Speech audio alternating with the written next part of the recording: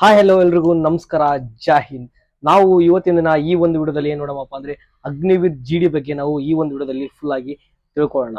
ಬಹಳ ಮಂದಿ ವಿದ್ಯಾರ್ಥಿಗಳು ಸೊ ಅಗ್ನಿವೀರ್ ಜಿಡಿ 2025 ಸೆಲೆಕ್ಷನ್ ಆಗ್ಬೇಕು ಅಂತೇಳಿ ಅನ್ಕೊಂಡಿರ್ತಾರೆ.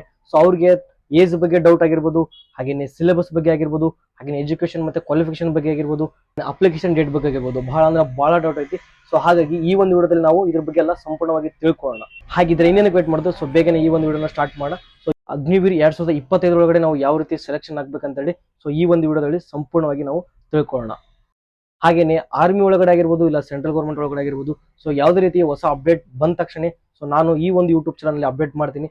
ಸೊ ಹಾಗಾಗಿ ಯಾರು ಕೂಡ ನಮ್ಮ ಒಂದು ಯೂಟ್ಯೂಬ್ ಚಾನಲ್ನ ಸಬ್ಸ್ಕ್ರೈಬ್ ಮಾಡ್ಕೊಂಡು ಮಾತ್ರ ಯಾರು ಮಿಸ್ ಮಾಡಲೇಬೇಡಿ. ಸೊ ಇವಾಗಲೂ ಹೋಗಿ ಸಬ್ಸ್ಕ್ರೈಬ್ ಮಾಡ್ಕೊಂಡು ಹಾಗೇನೆ ಬೆಲ್ ಬಟನ್ ಕೂಡ ಆನ್ ಮಾಡ್ಕೊಳ್ಳಿ.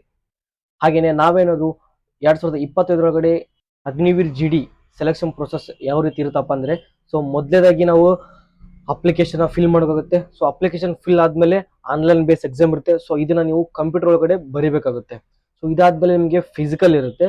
ಸೊ ಫಿಸಿಕಲ್ ಎಲ್ಲ ಕ್ವಾಲಿಫಿಕೇಶನ್ ಮುಗಿದ್ಮೇಲೆ ಮೆಡಿಕಲ್ ಚೆಕಪ್ ಇರುತ್ತೆ. ಸೊ ಮೆಡಿಕಲ್ ಚೆಕಪ್ ಆದ್ಮೇಲೆ ಫೈನಲ್ ಮೆರಿಟ್ ಲಿಸ್ಟ್ ಬರುತ್ತೆ. ಇಷ್ಟು ಪ್ರೊಸೆಸರ್ ಇರುತ್ತೆ. ಸೊ ಇದ್ರೊಳಗಡೆ ಇಷ್ಟೆಲ್ಲ ಕಂಪ್ಲೀಟ್ ಆಗಿ ಪಾಸ್ ಆದರು ಸೊ ಫೈನಲ್ ಮೆರಿಟ್ ಒಳಗಡೆ ಹೆಸರು ಬರುತ್ತೆ. ಸೊ ಅವರು ಅಗ್ನಿವೀರ್ ಆಗಿ ಕೆಲಸ ಮಾಡ್ತಾರೆ. ಹಾಗೇನೆ ಈ ಸಲ 2025 ಇದು ವೇಕೆನ್ಸಿ ಎಷ್ಟು ಫ್ರೀ ಇದೆಯಪ್ಪ ಅಂದ್ರೆ, ಸೊ ಲಾಸ್ಟ್ ವಿಡಿಯೋದಲ್ಲಿ ನಾನು ನಿಮ್ಗೆ ಹೇಳಿದ್ದೆ 55,000 ಪ್ಲಸ್ ವೇಕೆನ್ಸಿ ಇದಾವೆ, ಅಂದ್ರೆ 55,000ಕ್ಕೂ ಹೆಚ್ಚು ವೇಕೆನ್ಸಿ ಇದಾವೆ ಅಂತ ಹೇಳಿ.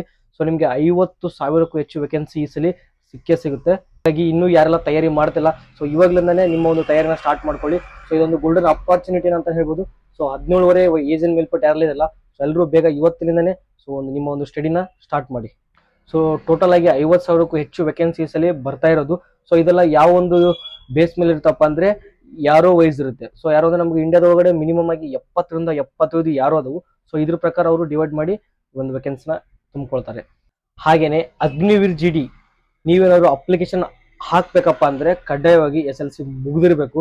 ಹಾಗೇನೆ ಎಲ್ಲವೂ ನಿಮಗೆ 33% ಅಬೋವ್ ಮಾರ್ಕ್ಸ್ ಇರಬೇಕು. ಹಾಗೇನೆ ಟೋಟಲ್ ಆಗಿ ನಿಮಗೆ 45% ಇರಬೇಕು. ನಿಮ್ದು ರಿಸಲ್ಟ್ ಏನಂತಲ್ಲ SLC ಮಾರ್ಕ್ಸ್ ರಿಸಲ್ಟ್ 45% ಇರಬೇಕು. ಸೊ ಅದ್ರೊಳಗಡೆ ಇದ್ದಪ್ಪ ಅಂದ್ರೆ ಬರಂಗಿಲ್ಲ. ಸೊ 45 ಮೇಲ್ಪಟ್ಟಿದ್ದಾಗ ನಡೆಯುತ್ತೆ. 33ರಿಂದ 45 ಮೇಲ್ಪಟ್ಟಿದ್ದಪ್ಪ ಅಂದ್ರೆ ಆರಾಮಾಗಿ ಹಾಕ್ಬೋದು. ಪ್ರತಿಯೊಂದು ಸಬ್ಜೆಕ್ಟ್ ಒಳಗಡೆ ನೀವು 33ಕ್ಕೂ ಹೆಚ್ಚು ತಗೊಂಡಿರ್ಬೇಕು. ಸೊ 33ಕ್ಕೂ ಹೆಚ್ಚು ತಗೊಂಡಿದ್ದಪ್ಪ ಅಂದ್ರೆ ಯಾವುದೇ ರೀತಿ ಭಯ ಪಡುವಂತ ಅವಶ್ಯಕತೆ ಇರಲಿಲ್ಲ. 33ಗಿಂತ ಒಳಗಡೆ 32, 31 ತಗೊಂಡಿರ್ತಾರಲ್ಲ, ಸೊ ಅವ್ರಿಗೆ ಒಂದು ಸ್ವಲ್ಪ ಡೌಟ್ ಇರುತ್ತೆ. ಸೊ ಆಲ್ಮೋಸ್ಟ್ 33 ಮೇಲ್ಪಟ್ಟು ನೀವು ಇದಿರಪ್ಪ ಅಂದ್ರೆ ಸೊ ಇದೊಂದು ಅವಶ್ಯಕತೆ ಇಲ್ಲ, ಆರಾಮಾಗಿ ನೀವು ಅಪ್ಲಿಕೇಶನ್ ಅಪ್ಲೈ ಮಾಡ್ಬೋದು.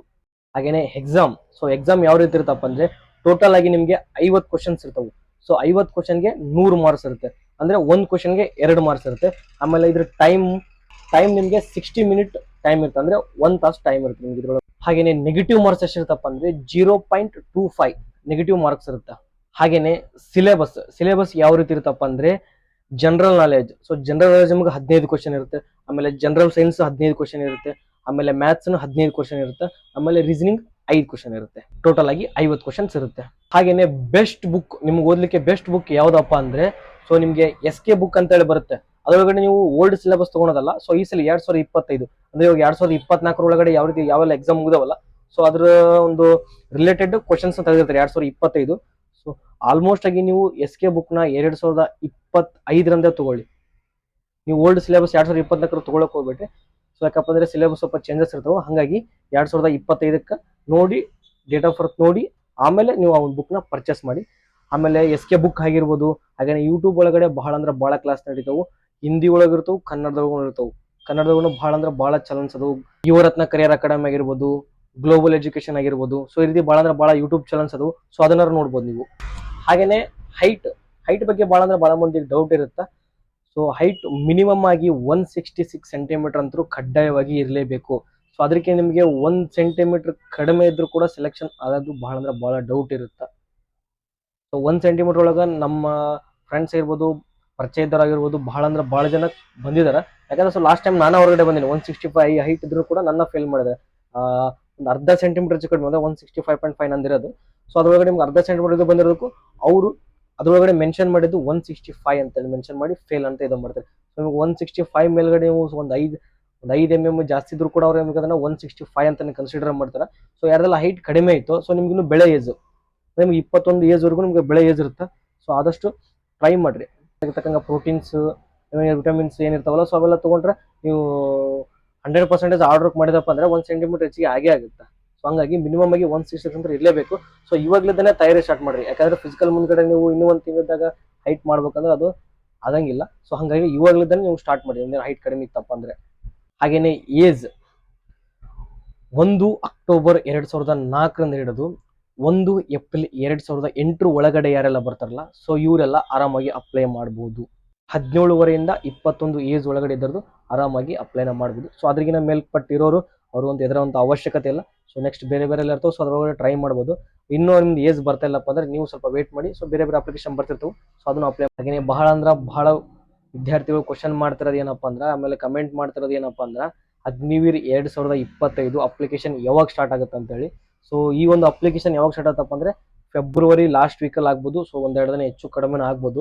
ಯಾಕಪ್ಪ ಅಂದ್ರೆ ಇವಾಗ ಆಲ್ರೆಡಿ ವೆಬ್ಸೈಟ್ ಸ್ವಲ್ಪ ಬಿಸಿ ಆಗೋದು, ಆಮೇಲೆ ಫ್ರೀ ಆಗೋದು, ಸೊ ಈ ರೀತಿ ಭಾಳ ಆಗತ್ತೆ. ಸೊ ಒಂದಿಷ್ಟು ದಿನ ಆಲ್ರೆಡಿ ನಿಮ್ಗೆ ವೆಬ್ಸೈಟ್ ಬಹಳ ಬಿಸಿ ಇತ್ತು. ಸೊ ಯಾವ್ದೇ ರೀತಿ ವೆಬ್ಸೈಟ್ ಓಪನ್ ಆಗ್ತಾ ಇದ್ದಿಲ್ಲ, ಇವಾಗ ಓಪನ್ ಆಗ್ತಾ ಇದೆ ವೆಬ್ಸೈಟ್. ಈ ರೀತಿ ಆಗ್ತಾ ಇದೆ. ಬಹಳ ಇನ್ನು ಅಪ್ಡೇಟ್ ಮಾಡ್ತಾ ಇದಾರೆ, ಅಪ್ಡೇಟ್ ಮಾಡ್ತಾರೆ. ಸೊ ಇನ್ನೊಂದು 2-3 ದಿನದಲ್ಲಿ ಅಪ್ಡೇಟ್ ಮಾಡ್ಬೋದು ಅಂತ ನನಗನ್ಸಿದ ಮಟ್ಟಿಗೆ ಇನ್ನೊಂದು ಸ್ವಲ್ಪ ದಿನದಲ್ಲಿ ಅಪ್ಡೇಟ್ ಮಾಡ್ಬೋದು. ಸೊ ನೋಡೋಣ, ವೇಟ್ ಮಾಡೋಣ. ಈ ಫೆಬ್ರವರಿ ಲಾಸ್ಟ್ ವೀಕಲ್ಲಿ ಆಗಿರ್ಬೋದು, ಇಲ್ಲಪ್ಪ ಅಂದ್ರೆ ನಿಮ್ಗೆ ಮಾರ್ಚ್ ಫಸ್ಟ್ ವೀಕಲ್ಲಿ ಆಗಿರ್ಬೋದು ನಿಮ್ಗೆ ಅಪ್ಲಿಕೇಶನ್ ಬಿಡ್ತಾರೆ. ಸೊ ಯಾವ್ದು ರೀತಿ ಇರುವಂತ ಅವಶ್ಯಕತೆ ಇಲ್ಲ. ಯಾರೆಲ್ಲ ಇನ್ನೂ ತಯಾರಿನ ಸ್ಟಾರ್ಟ್ ಮಾಡಿಲ್ಲ, ಸೊ ಬೇಕನೇ ಎಲ್ಲರೂ ತಯಾರಿನ ಸ್ಟಾರ್ಟ್ ಮಾಡ್ಕೊಳ್ಳಿ. ನಿಮ್ಗೆ ಏನಾದರೂ ಈ ಒಂದು ವಿಡಿಯೋ ಇಷ್ಟ ಆಗಿತ್ತಪ್ಪ ಅಂದ್ರೆ ಲೈಕ್ ಮಾಡಿ. ಹಾಗೇನೆ ಈ ವಿಡಿಯೋ ಯಾವ ರೀತಿ ಇತ್ತು ಅಂತೇಳಿ ಕಮೆಂಟ್ ಕೂಡ ಮಾಡಿ. ಹಾಗೇನೆ ನಿಮ್ಮ ಒಂದು ಫ್ರೆಂಡ್ಸ್ಗೆ ಈ ವಿಡಿಯೋನ ತಪ್ಪದೆ ಶೇರ್ ಮಾಡಿ.